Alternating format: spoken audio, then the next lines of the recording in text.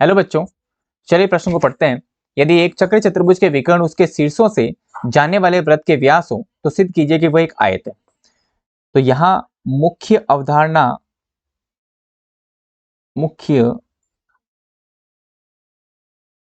अवधारणा जो है वो है वृत्त। तो जैसा कि इसमें कहा गया, एक चक्र चतुर्भुज के विकर्ण उसके शीर्षों से जाने वाले वृत्त के व्यास हो तो सिद्ध कीजिए कि वो एक आयत है।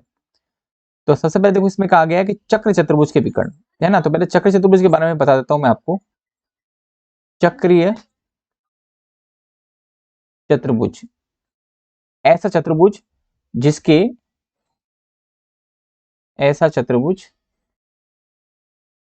जिसके चारों शीर्ष जिसके चारों शीर्ष वृत्त की परिधि पर हो, वृत्त की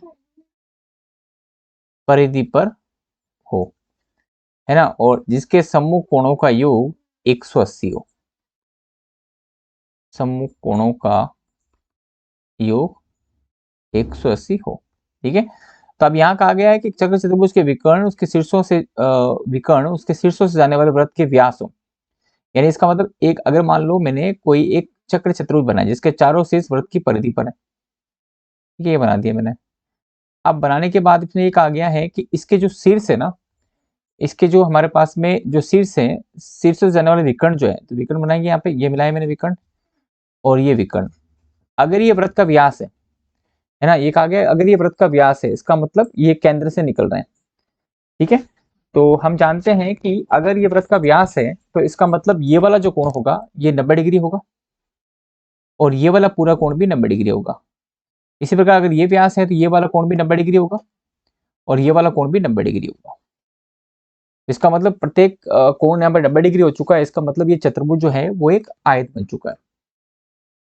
ये हमें सिद्ध करना था। तो हम यहाँ पे उत्पत्ति लिखेंगे। उत्पत्ति हम लिखेंगे, तो उत्पत्ति हमने क्या लिखी, देखो हम लिखेंगे कि जैसे नाम लिख दिया मैंने, त्रिभुज चतुर्भुज ए बी सी डी। ठीक है। चक्रीय चतुर्भुज चक्रीय चतुर्भुज ए बी सी डी के विकर्ण विकर्ण AC व BD वृत्त के केंद्र O से या O पर प्रतिच्छेद होते हैं। केंद्र O पर प्रतिच्छेद होते हैं,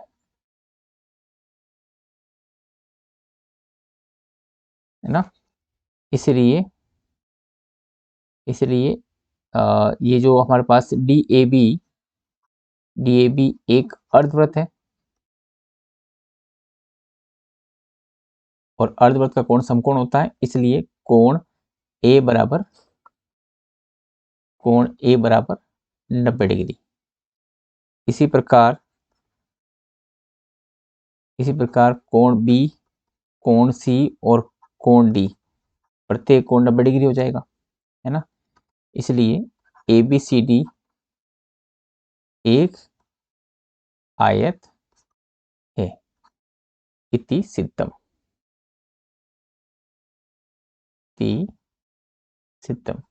आशा करते हैं आपको समझ आया होगा। धन्यवाद।